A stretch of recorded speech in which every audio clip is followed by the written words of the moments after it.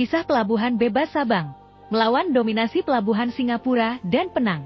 Perkembangan pesat Pelabuhan Bebas Sabang telah menimbulkan kekhawatiran di Singapura yang telah lama menjadi pusat utama di Selat Malaka, Belanda, dengan keinginan untuk menjadikan Sumatera, khususnya Aceh, mandiri dari ketergantungan pada Penang dan Singapura, memperkuat kehadiran dan pengembangan Sabang. Pemerintah Inggris menyadari potensi ancaman dari Sabang dan mengambil langkah-langkah untuk memantau situasi ini dengan cermat. Kebijakan pembatasan terhadap kapal asing di Singapura dicabut pada tahun 1894 sebagai respons terhadap perkembangan pesat pelabuhan Sabang yang mulai dianggap sebagai ancaman serius. Konstruksi penting dilakukan di Sabang pada tahun 1896, termasuk pembangunan mercusuar dan saluran air yang meningkatkan infrastruktur pelabuhan. Pada tahun yang sama, Belanda juga membangun jaringan komunikasi dengan kabel bawah laut menghubungkan Sabang secara global. Pada tahun 1898, respons dari Singapura terhadap meningkatnya persaingan adalah dengan melaporkan kelangkaan batu bara di wilayah timur. Belanda menanggapi dengan meningkatkan stok batu bara ombilin dan menjualnya dengan harga bersaing di Sabang.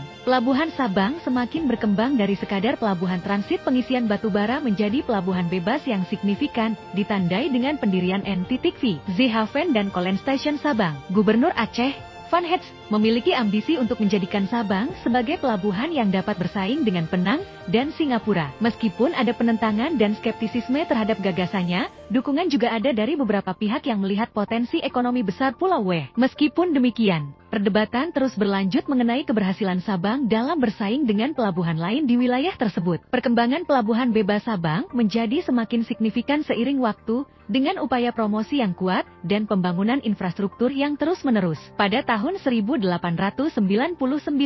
Sabang berhasil menarik 242 kapal asing ke pelabuhannya, menandakan daya tariknya yang meningkat di arena internasional. Pembangunan infrastruktur pelabuhan terus dilakukan, termasuk pendirian dockering yang mampu menampung kapal hingga 3.000 ton, dan pembangunan bengkel besi dan baja untuk perbaikan kapal dan mesin. Kolaborasi antara NEM dan KPM dalam membuka rute pelayaran dari Delhi ke Sabang juga menjadi tonggak penting dalam meningkatkan aksesibilitas pelabuhan. Sabang tidak hanya menjadi pusat pengiriman batu bara, tetapi juga berkembang menjadi pusat perdagangan yang penting. Peningkatan infrastruktur seperti hotel, gudang penyimpanan, dan kapal uap Sabang Baai memperkuat peran Sabang dalam lalu lintas perdagangan. Pendirian Aceh Transport Maatskepit juga mendukung perkembangan ini dengan menyediakan layanan feri yang penting bagi konektivitas pelabuhan. Pembangunan terus berlanjut di Sabang dengan penambahan fasilitas-fasilitas baru setiap tahunnya. Sabang terus beradaptasi dengan perubahan zaman, termasuk peningkatan penggunaan minyak bumi sebagai sumber energi. Perjanjian dengan Koninklijke Nederlandse Petroleum Maatschappij pada tahun